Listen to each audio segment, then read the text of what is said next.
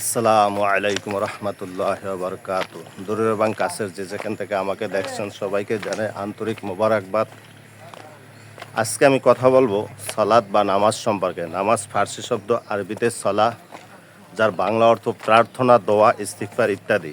সালাতের পারিভাষিক সংজ্ঞা হলো যে নির্দিষ্ট সময় নির্দিষ্ট আহকাম দ্বারা নির্দিষ্ট কার্যাবলী সমাপ্ত করার নামেই সলাত।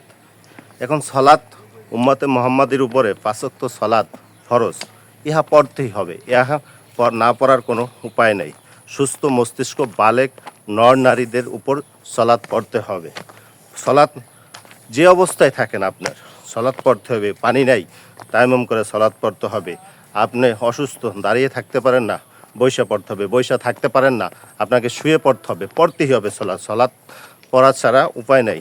শুয়ে পড়তে পারে না, ইশারা হলেও পড়তে হবে, এর কোনো মাপ নাই। আপনার টুপি নাই, শুধু জামা আছে, লুঙ্গি আছে বা সালোয়ার আছে, এ দ্বারা পড়তে হবে।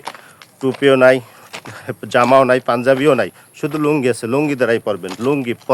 লুঙ্গিও নাই, শর্ট পান আছে, শর্ট পান দ্বারা নামাজ পড়বেন। শর্ট পানও নাই, উলঙ্গ অবস্থায় আপনাকে বৈশাখ সলাৎ পড়তে হবে, এটার কোনো মাপ নাই। ইসলামের 5টি বেনা, এই 5টি বেনার মধ্যে সলাৎ হলো দ্বিতীয় নম্বর। প্রথমে কালেমা মানে ইমান আনার পরেই সলাৎ আপনাকে আদায় করতে হবে। এর থেকে আপনাকে বাঁচার কোনো সুযোগ নাই। কিয়ামতের দিন প্রথমেই সলাৎ বা নামাজের হিসাব করা হবে। যদি নামাজের হিসাব সবার সহজ হয়ে যায়, কিয়ামতের দিন সব কিছুই সহজ হয়ে যাবে। তাই আমরা প্রত্যেকে 5 ওয়াক্ত নামাজ সলাৎ আদায় করি। এই বলে এখানেই শেষ করছি। আল্লাহ হাফেজ।